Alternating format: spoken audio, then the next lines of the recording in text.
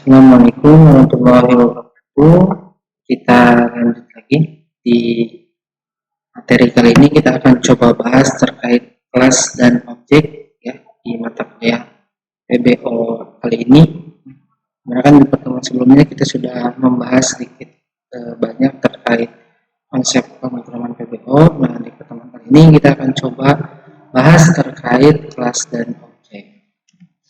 Nah, bahasan kali ini kita akan coba membahas terkait definisi kelas dan objek, lalu analogi kelas dan objek. Jadi definisi dari kelas dan objek itu seperti apa saja, dan nanti kita dapat menganalogikan kelas dan objek itu seperti apa, gitu ya, sehingga kita sama-sama mempunyai gambaran terkait kelas atau bahasan terkait kelas dan objek kali ini.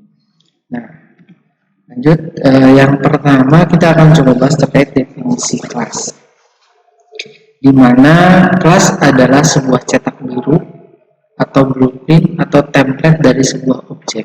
Ya. Jadi ya, kalau kita bisa gambarkan, kelas itu adalah sebuah desain, gitu ya, sebuah template yang nantinya bisa digunakan atau dipakai oleh objek, gitu ya. Nah, untuk kelas sendiri kan ya bermacam-macam sesuai dengan kebutuhan. Misalkan ada kelas rumah, kelas kendaraan, ya kendaraan pun bisa mobil, bisa motor, gitu ya. Jadi ada desain, gitu ya.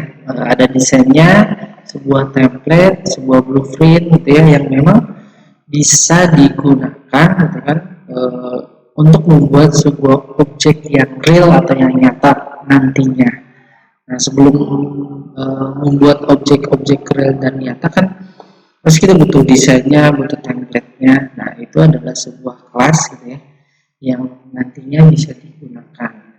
Nah, kelas hanya dipakai untuk membuat kerangka dasar yang instansiasinya menggunakan objek, gitu ya. Nah, jadi istilahnya kelas ini kan hanya untuk membuat kerangka dasar atau hanya desain atau template saja yang nantinya akan diwujudkan, gitu kan, atau direalisasikan di dalam sebuah objek.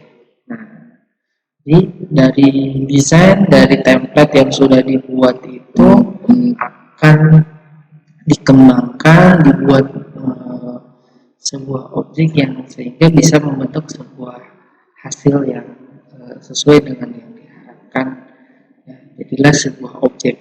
Kedepannya mungkin seperti itu. Nah, arti kelas yang dibuat nantinya mendefinisikan, artinya kelas yang dibuat nantinya akan mendefinisikan sebuah objek, gitu kan.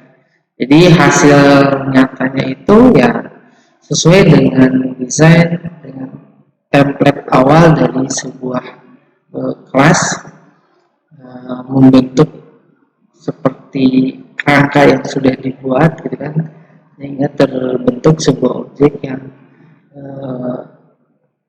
dapat digunakan. Satu kelas bisa mendefinisikan banyak objek, gitu ya. Jadi di dalam satu kelas itu bisa mendefinisikan banyak objek atau hasil-hasil yang sejenis, gitu ya, berdasarkan kerangka yang sudah dibuat di dalam sebuah kelas tersebut, gitu ya. Misalkan ketika kita membuat sebuah desain rumah, gitu kan, katakanlah untuk sebuah perumahan, ya kita hanya membuat satu desain, tapi dari satu desain itu kan bisa digunakan untuk beberapa rumah atau bahkan puluhan, gitu kan, puluhan rumah yang sejenis dari satu desain yang sudah dibuat. Nah, jadi istilahnya dari template ini, dari blueprint ini atau dari kelas ini kan bisa dibuat banyak objek, gitu ya. Walaupun dalam prosesnya ya rumahnya nanti kan disesuaikan dengan keinginan masing-masing, tetapi kan awal pembentukannya itu ya berdasarkan satu kelas tersebut, gitu kan, bisa jadi berapa banyak, baik itu rumah, baik itu misalkan mobil ataupun motor, gitu kan, berawal dari satu desain yang bisa membuat banyak objek, gitu kan, yang sesuai dengan yang sudah disiapkan sebelumnya, ya. Nah, masih lanjut dan definisi kelasnya, kelas di sini dapat menyimpan data, ya. Atau kalau di dalam pemrogramannya itu properti atau atribut gitu ya kalau istilah di pemrogramannya. Dan perilaku atau di dalam pemrograman itu metode atau behaviornya. Nah, jadi maksud dari data ini kan katakanlah kalau kita kaitkan tadi misalkan seperti rumah, kan kalau rumah itu datanya itu misalkan ada berapa ruangannya, ya, misalkan ada berapa kamarnya, ada berapa kamar mandinya, misalkan terus catnya untuk kamar depan misalkan warna apa, untuk ruang tamu warna apa, gitu ya.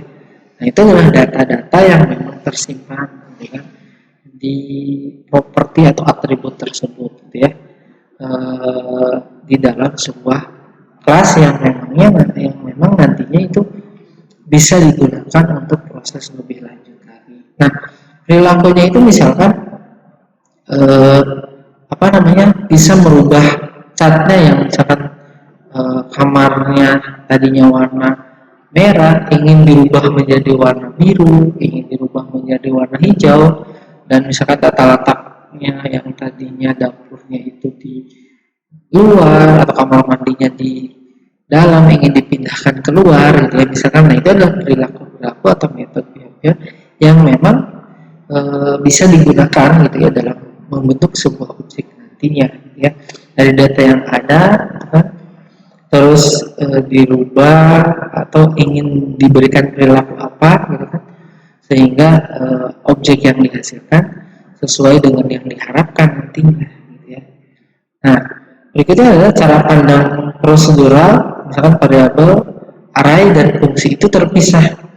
Namun pada PBO atau pemrograman berorientasi objek, variabel, array, dan fungsi itu disimpan di dalam satu tempat, yaitu kelas. Jadi di dalam kelas itu udah ada variabelnya, arraynya, dan fungsinya. Jadi istilahnya sudah mencakup semuanya. Berbeda dengan pemrograman prosedural yang secara penempatan atau pembuatannya itu dibuat secara terpisah atau masing-masing, ya. Nah, pada kelas sendiri variabel dan array disebut properti atau atribut, atau di dalam bahasa pemrogramannya ya, di dalam pemrograman yang dikenal dengan properti atau atribut, dan fungsi disebut metode atau behavior, ya, karena ini variabel atau array itu adalah yang menyimpan data atau yang membawa data. Ya, tadi kalau rumah kan ada ruangan dan sebagainya. Kalau mobil misalkan di dalamnya itu ada komponen apa saja, itu data yang memang dibawa atau disimpan di dalam sebuah variabel atau di dalam sebuah array.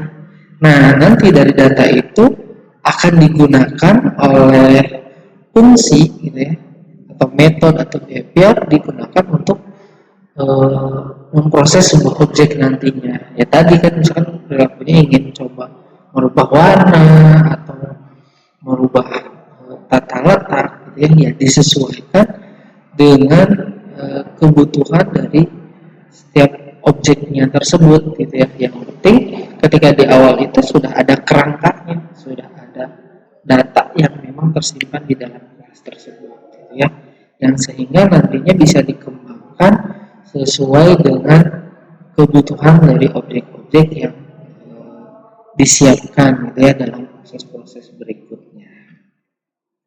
Itu definisi dari kelas. Nah, berikutnya ada definisi dari objek. Nah, dalam kehidupan ya, objek merupakan segala sesuatu yang sifatnya konkret maupun abstrak ya. Jadi dalam proses kehidupan itu objek itu adalah sesuatu yang sifatnya konkret atau abstrak. Nah, kalau untuk yang konkret di sini dia objek konkret adalah segala sesuatu yang nyata dan bisa dirasakan. Ya. Jadi dalam kehidupan itu objek merupakan sesuatu yang sifatnya konkret maupun abstrak. Jadi ada dua. Nah, kalau untuk yang konkret sendiri adalah segala sesuatu yang nyata atau bisa dirasakan. Contohnya adalah misalkan kursi, meja, gitu ya, yang memang bentuknya sudah terlihat, bisa dipegang, gitu kan, atau misalkan dosen dan mahasiswa itu adalah sebuah objek konkret yang memang nyata adanya. Nah, ini adalah sebuah objek gitu ya. Nah, ini contohnya ini yang memang bisa apa ya, dipegang gitu kan, kalau nyata dirasa gitu kan, istilahnya itu adalah yang konkret. Nah, berikutnya ada objek yang abstrak gitu ya. Jadi kalau objek abstrak adalah sesuatu yang ada bukan secara fisik dan bisa dirasakan gitu ya. Ada gitu ya, tapi istilahnya tidak secara fisik dan tidak bisa dirasakan. Contohnya dalam mata kuliah atau penjadwalan proses kuliah gitu ya, atau istilahnya nilai mata kuliah gitu kan, itu ada gitu ya, tapi tidak dalam bentuk secara fisik gitu ya. Istilahnya kita apa namanya, tahu, oh iya itu apa namanya, ada mata kuliah, oh iya ada jadwal khusus kuliahan. Nah, itu yang tidak secara fisik tapi bisa dirasakan atau kita bisa mengetahuinya terkait hal-hal tersebut, terkait proses-proses tersebut yang memang bisa kita kembangkan gitu ya, untuk kebutuhan-kebutuhan yang lainnya. Nah, pada PBO sendiri gitu atau pemrograman berorientasi objek, objek adalah variabel yang merupakan hasil instansiasi gitu ya, atau perwujudan atau pembentukan atau representasi dari sebuah kelas. Tadi kan seperti di definisi kelas sendiri, apa namanya, objek itu adalah hasil dari desain atau template kelas sebelumnya gitu ya.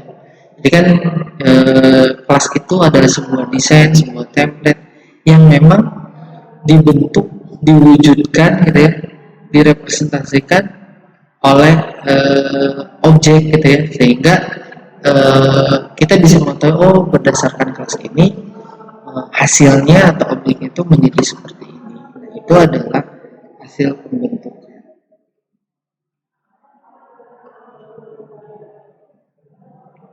Nah, jika kelas adalah blueprint atau template-nya, maka objek adalah instansiasi dari kelas tersebut dan objek inilah yang akan digunakan. Intinya ini ya.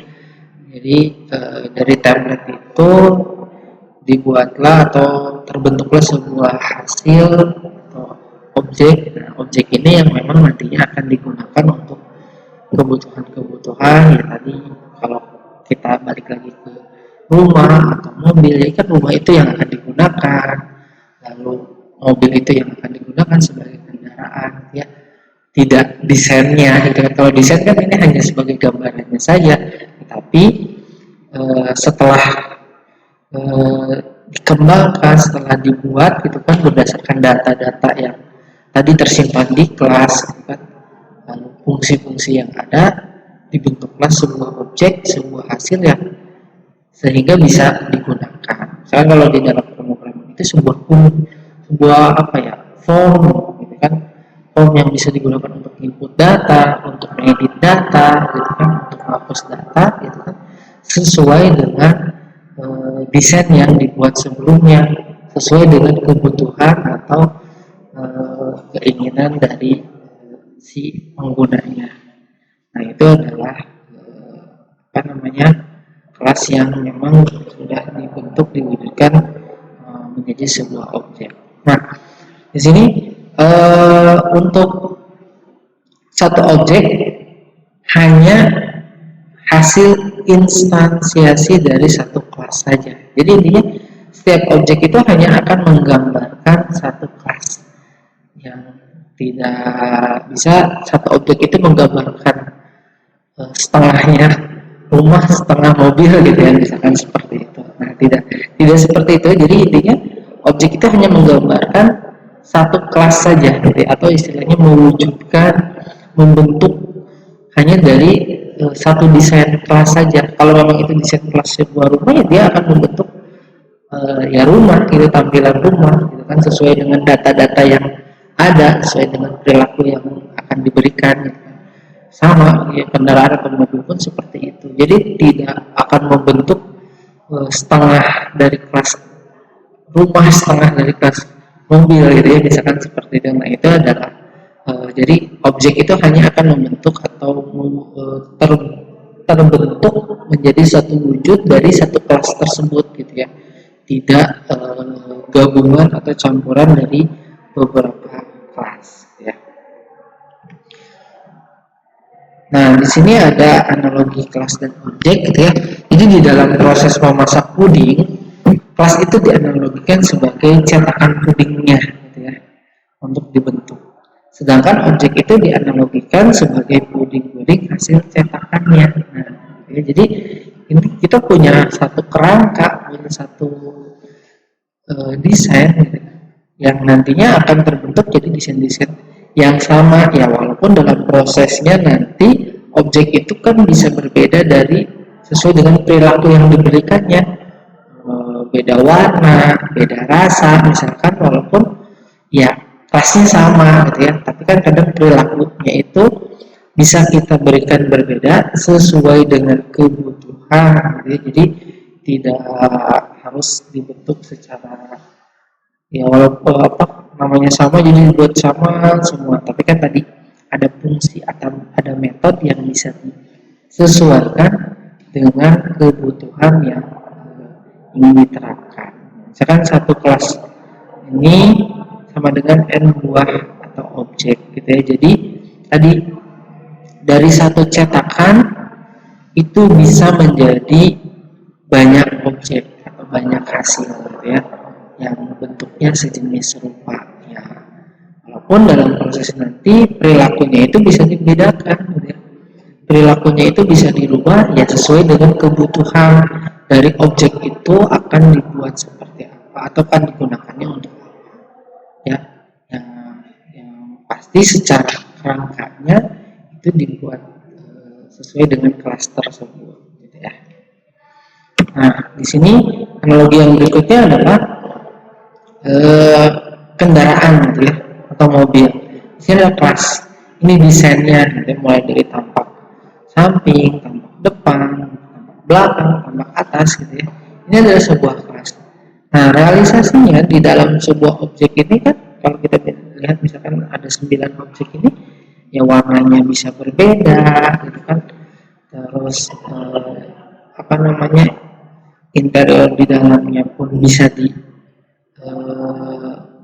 sesuaikan, karena tadi walaupun datanya sama gitu kan, tapi dalam prosesnya kan ada perilaku atau metodenya itu bisa disesuaikan dengan kebutuhan gitu ya, dengan keinginan ya, misalkan seperti itu. Kalau desain sih kan bisa sama, seperti contoh mobil-mobil kayak Toyota dengan Daihatsu kan, misalkan Avanza Xenia, Ras dengan Terios kan secara desain sama gitu ya, tapi secara objeknya ada perbedaan, entah itu dari interior apanya gitu kan, yang membedakan objek, karena tadi perilakunya itu kan bisa disesuaikan, bisa dirubah gitu kan, tidak mesti harus sama dengan yang ya, apa namanya yang dibuat dari desainnya itu gitu ya. Nah, jadi kan dari desain itu kan hanya sketsa yang nantinya bisa dikembangkan berdasarkan data yang ada atau perilaku yang akan diberikan kepada objek tersebut, walaupun acuannya tetap kelas atau desain tersebut. Nah, itu adalah contoh analogi antara kelas dan objek. Jadi intinya adalah kelas itu adalah sebuah template, sebuah desain gitu ya, yang memang bisa dikembangkan gitu ya, dibentuk menjadi sebuah objek gitu ya, sesuai dengan kebutuhan, karena kelas sendiri itu kan dia membawa data gitu kan, adanya perilaku gitu kan, yang nantinya ketika dibentuk menjadi sebuah objek, data tersebut kan bisa direalisasikan atau digunakan, dan perilakunya bisa disesuaikan dengan kebutuhan dari objek itu harus dibuat seperti apa ya. Nah, mungkin itu sedikit analogi dari kelas dan objek, sedikit definisi dari kelas dan objek yang mungkin bisa membantu kita untuk memahami antara kelas dan objek.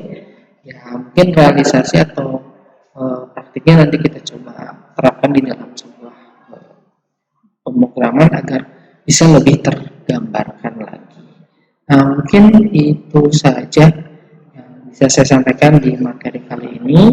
Nah, seperti di pertemuan sebelumnya ada 2 pertanyaan yang ingin saya sampaikan ke kalian, nanti silakan dijawab dan dikumpulkan di e-learning. Yang pertama adalah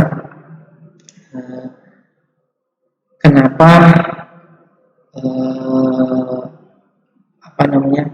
kelas dan objek ini saling berkaitan, ya.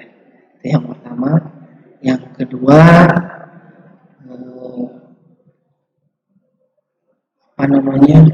menurut kalian apakah satu objek itu bisa membentuk atau bisa menggambarkan beberapa kelas? Kalau ya, tolong jelaskan. Kalau tidak pun tolong jelaskan. Ya, mungkin itu saja yang bisa saya sampaikan ke kalian. Kurang lebihnya mohon maaf. Saya akhiri. Wassalamualaikum warahmatullahi wabarakatuh.